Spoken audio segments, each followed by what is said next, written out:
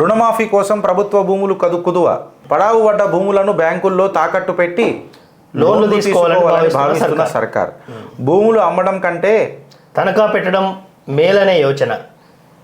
TG Telangana government industrial infrastructure corporation TGIIC land bank నుంచి భూములు తీసుకోవాలని నిర్ణయం. రంగారెడ్డి మేడ్చల్ జిల్లాలో ఇక్కడ ఆగుతానా, ఇక్కడ నుంచి తీసుకుంటే మళ్ళా ఇండస్ట్రీస్ ఎట్లా అన్న, ఇండస్ట్రీస్కి ఇది ఈరోజే శ్రీధర్ బాబు మనకి అమెరికాలో ఇది వరల్డ్ డెస్టినేషన్ అన్నాడు కదా, అన్నాడు. దీనికి దాన్ని ఏమంటారు కాన్ఫ్లిక్ట్ డిఫరెంట్గా ఉంది చూడు, అది వేరే ఇది వేరే. ఇక్కడ టీజీఐఐసి నుంచి ల్యాండ్ బ్యాంక్ తీసుకోవాలనుకుంటున్నాం. టీజీఐఐసి నుంచి ల్యాండ్ బ్యాంక్ తీసుకుంటే ఇండస్ట్రీస్కి ఏమి ఇస్తావు? అమెరికాలోనేమో ఈరోజు వరల్డ్ డెస్టినేషన్ అంటున్నారు.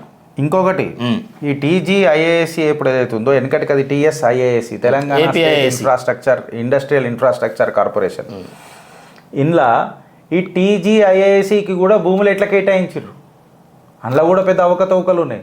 సీతారాంపూర్ జాగల మా శ్రీరామచంద్ర ఆలయ భూములు 1145 ఏకర్స్ని దీనికి దారదత్తం చేసిండు కేసీఆర్. ఒడయ్య జాగిరాన్ చేసినావు కేసీఆర్ను, ఒడయ్య జాగిరాన్ చేసినావు అని అడుగుతున్నా, కేటీఆర్ని కూడా అడుగుతున్నా. ఎడికేం చేశారు? ఇగో ఈ భూములు, ఇప్పుడు ఈ భూములను మళ్ళీ తాకట్టు పెడతానని అంటారు. ప్రజలు అప్రమత్తంగా ఉండుర్రు అని చెప్తున్నా. వానర సైనుడిగా, ఒక వానర సైనికుడిగా తెలంగాణ ప్రజలను హెచ్చరిస్తున్నా. I'm giving you a warning because they are looting our public money. BRS చేసిందే వీళ్ళు ఇంకా పెద్దగా చేస్తున్నారు. అట్లీస్ట్ బీఆర్ఎస్ టీజీఐసికి ఇచ్చింది, వీళ్ళు అయితే తాకట్టు పెట్టడానికే చూస్తున్నారు. లీగల్గా ఇది సెట్ కాదు. దేవాలయ భూములు కూడా ఇస్తారా? అరే నువ్వు వక్ఫ్ భూములో పెట్టుకోరా అదరా భయ్. నువ్వు మళ్ళీ దేవాలయాల భూములను టీఎస్ఐసికి ఇచ్చి ఆ తర్వాత నువ్వు ఇప్పుడు తీసుకొని వచ్చి నువ్వు బ్యాంకులలో పెడతానంటే ఒడయ్య జాగిరాన్ని పెడుతున్నావు నువ్వు. ఫస్ట్ ఆఫ్ ఆల్ నీకు లాలా ఏ ప్రొవిజన్ ఉన్నది చెప్పు నువ్వు నాకు. దేవాదాయ శాఖ భూములను గవర్నమెంట్ తీసుకునే హక్కు ఏడికైనా వచ్చింది, నువ్వు నాకు సవరణ నాకు చూపెట్టు, నువ్వు ప్రొవిజన్ చూపెట్టు లాలా. నేను బేషరతున క్షమాపణ చెప్తా రాష్ట్ర ప్రజలకు. You show me the provision. Does the government have an authority other than the courts of this country? ఇంత అవకతవకలు జరుగుతున్నాయి ఫ్రెండ్స్. మీకు అందరు సగం నిజాలే చెప్తారు, మొత్తం మాట్లాడరు ఎవరు. నీటి విషయంలో కూడా గదే అయింది, సగం చెప్పారు. ఇప్పుడు ఆడికి వస్తా, నేను కార్గే మాట్లాడిన విషయాలకు కానీ ఆడికి తర్వాత వస్తా. I'm not jumping the gun. ఇది ఇంత ప్రాబ్లం. ఇప్పుడు బ్యాంకుకు పెడతానని అంటాడు. బ్యాంకుకు పెట్టిన తర్వాత దాని ఈఎంఐలు ఇంట్రెస్ట్లు కట్టే సత్తా ఉన్నదా వీళ్ళకు? లేదు. దాని బదులు నువ్వు 2 ఎకరాలు అమ్మితే నేనేమంటా అంటే, ఇప్పుడు మనకు 10 ఎకరాలు ఉంటుంది శ్రీధర్ అన్న, 10 ఎకరాలు నువ్వు తాకట్టు పెడితే 50 రూపాయలు వచ్చిందని అనుకుందాం. లెక్క చెప్తున్నా, 500 రూపాయలు వచ్చింది అనుకుందాం. 50 ఎకరాలు 10 ఎకరాలు నువ్వు 2 ఎకరాలకు అమ్మితే నీకు 100 రూపాయలు వచ్చే ఛాన్స్ ఉంది కదా. ఇది ఇప్పుడు బ్యాంక్ వాడు కూడా ఫుల్ అయితే ఇయ్యడు కదా నీకు అమౌంట్. అవును, వాడు కొలెటరల్ ఎంత పెట్టుకుంటాడు? 50%, 60% ఆర్ 70% పెట్టుకునే ఇస్తాడు. ఆ లయబిలిటీ ఫ్యాక్టర్ చూసుకుంటాడు కదా వాడు కూడా. సో చూసుకున్నప్పుడు నువ్వు ఇది కట్టకపోతే నువ్వు తాకట్టు పెట్టిన భూమి తక్కువ రేట్లకి వెళ్ళిపోతున్నది కదా. నేను ఒక కామన్ మ్యాన్ పర్స్పెక్టివ్లో మాట్లాడుతున్నా. దాని బదులు నువ్వు ఇంకా 2 ఎకరాలు అమ్మేసానన్నా చేస్తుంటానన్నా కరెక్ట్ ఉంటుంది. నువ్వు ఫస్ట్ ఆఫ్ ఆల్ భూములకు అమ్ముడు విరుద్ధం అని చెప్పి ప్రభుత్వంలకు పవర్లకు వచ్చినావు. నేను దాన్ని కూడా సమర్థిస్తలేను అమ్ముమనని. అయితే నిన్న చిత్రపూర్లో ఒకటి కేసు చూసినాం కదా. ఆ కేసులో బ్యాంకులకు ఎక్కువ వడ్డీకి ఇచ్చి బ్యాంకుల నుంచి ఇతనికి కొన్ని కమిషన్ అట్లాగా అది ఉండదు కదా. నేను అదే అంటే కమిషన్ ఉంటుంది. చిత్రపురిది విచిత్రంగా ఉంటుంది. నేను అంత వదిలిపెట్టా, అది గుర్తొచ్చింది కాబట్టి చెప్తా. చిత్రపురి విషయం అసలు వదిలే ప్రసక్తే ఉండదు. చిత్రగుప్త టేకప్ చేసిన తర్వాత అటవీ శాఖ నడిచిపెట్టినామా మనం? అటవీ శాఖ నడిచిపెట్టినామా? ఇవాళ అటవీ శాఖలో కొండా సురేఖ గారు కూడా బదిలీ చేస్తున్నారు. మొత్తం పేపర్లలో కథనాలు వస్తున్నాయి. దీనికి నైతికంగా గెలిచింది ఎవరు అని అంటే మన చిత్రగుప్తు ఫ్రెండ్స్. మీరు గెలిచిండ్రు, ప్రజలు గెలిచిండ్రు. ఇవాళ నిర్జాలు నిర్భయంగా చెప్తే ఒక్కొక్కడు పునాదులు కదిలినాయాడ ఒక్కొక్కడి. చిత్రపురిది కూడా మాజీ కోఆపరేటివ్ సొసైటీ ఎవరైతే కమిషనర్ ఉన్నాడో, నేను ఇక చెప్పుకుంటూ వస్తున్నా ఒక్కొక్కళ్ళకి మొత్తం తీస్తా రిపిటిషన్లు అన్నీ బయటికి. And I'm not giving you any sort of A warning sir, I'm just giving you A feedback. ప్రజల తరఫున ఫీడ్బ్యాక్ ఇస్తున్నా. సో కోఆపరేటివ్ సొసైటీ ఏదైతే కమిటీ ఉన్నదో, దాని యాక్ట్ ఉన్నదో, సెక్షన్ 51 అని అంటారో, సెక్షన్ 61 అని అంటారో, ఇవన్నీ తీసుకొని వస్తా. తెలంగాణ హైకోర్టు ఏం తీర్పులు ఇచ్చింది, మీరు ఏం ఎగ్జిక్యూట్ చేసిరు తీసుకొని వస్తా.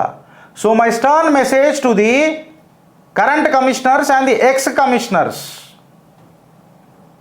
I will not spare anybody into the system as long as I am truthful. ఎప్పటిదాకానైతే మేము నిజాయితీగా ముంగడికి పోతున్నామో, నీ 6 అలాట్మెంట్లు ముందెట్లుండే, నీ తర్వాత అలాట్మెంట్లు ఎట్లయినాయి, ఇక నేను చిత్రపురి దగ్గర డైరెక్ట్ పోతలేను కానీ మొత్తం తీస్తా.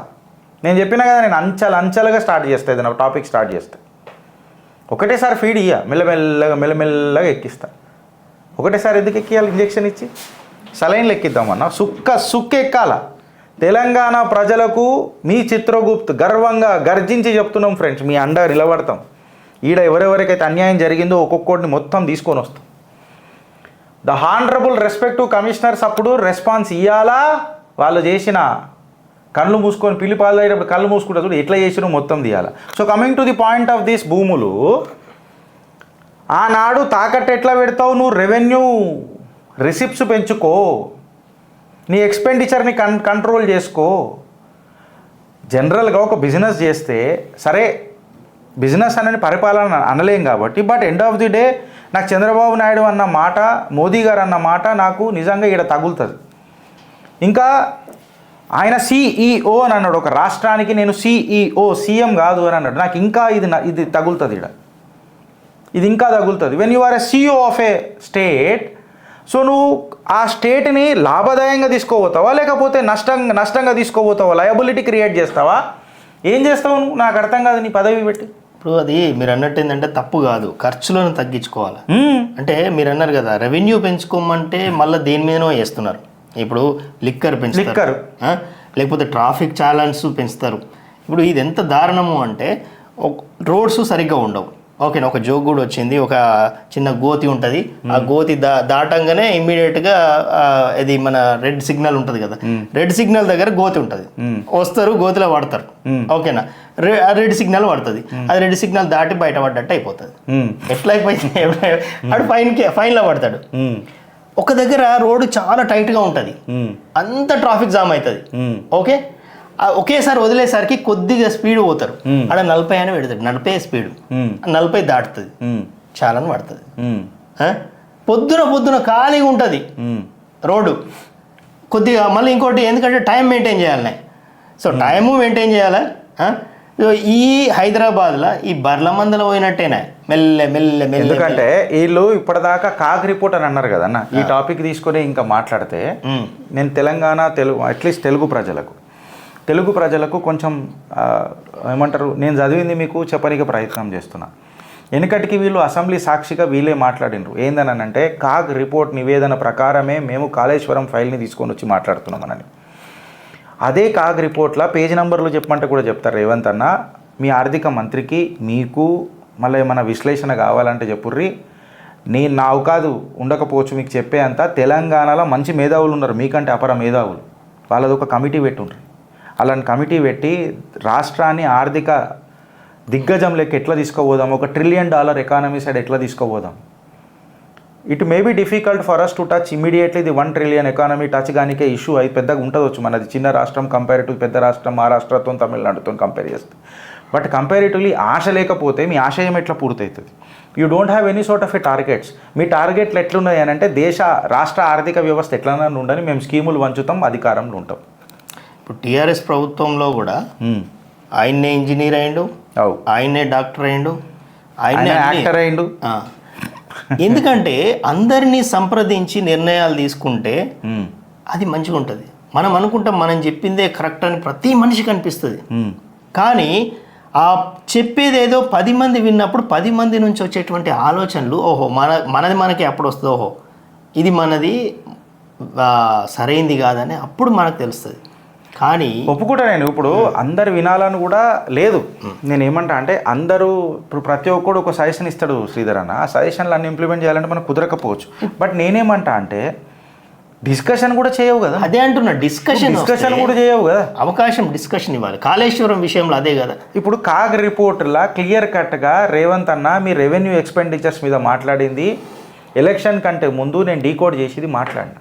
మీరు ప్రమాణ స్వీకారం కంటే ముందే నేను ఇది మాట్లాడినా, రెవెన్యూ రిసిప్ట్స్ ఎట్లున్నాయి, అప్పులు ఎట్లా పోతున్నాయి, అప్పుల మీద మనకి ఇంట్రెస్ట్లు ఎట్లా అవుతున్నది, అది మన కరెంట్ డెఫిషియట్కి ఎట్లా ఫైనాన్షియల్ డెఫిషియట్ ఎట్లా పడుతుంది, ఫిజికల్ డెఫిషియట్ మన ఫిజికల్ డెఫిషియట్కి ఎట్లా అది ఇంపాక్ట్ అవుతున్నది, ఇదంతా మనం మాట్లాడినాం. నేను ఇప్పుడు మళ్ళీ అది దౌరాంచదలుచుకోలేదు, మా పాత వీడియోలలో దొరుకుతుంది ఫ్రెండ్స్ మీకు అది. సో ఆ కాగ్ రిపోర్ట్ తీసుకొని పో కదా రేవంత్ అన్న, నేను అది చెప్తున్నా. దాన్ని తీసుకొని పో, రెవెన్యూ రిసిప్ట్స్ మీకే అర్థమవుతుంది. చలో ఫ్రెండ్స్, మళ్ళీ ఒకసారి నేను మీకు మాటిస్తున్నా, ఈ రెవెన్యూ రిసిప్ట్స్ కాగ్ రిపోర్ట్ని తీసుకొని నేను మళ్ళీ ఒకసారి ఒక షో చేస్తా, 5 నిమిషాలు 10 నిమిషాలు మాట్లాడతా. కాంగ్రెస్ వాళ్ళని నేను ఛాలెంజ్ చేస్తున్నా, కాగ్ రిపోర్ట్ నుంచే నేను తీసుకొని మాట్లాడతా. సో దానికి మీరు సొల్యూషన్లు ఎట్లా ఇస్తారో మీరు రెడీ చేసి పెట్టుకోండి. మీకు ముందే చెప్తున్నాను, the debate is open now you need to prepare. మీరు ప్రిపేర్ అయ్యి రెడీ చేసి పెట్టుకోరు డేటా. మా కమెంట్ రూపంలో జరుపుతారా, లేకపోతే ఏం చేస్తారా మీరు రండి, లేదా చిత్రగుప్తకు వస్తానంటే చెప్పు. తర్వాత ఫోన్లు చేయరు, నేను ఫోన్ ఎత్తా. ఇది మీకు ముంగట చెప్తున్నా.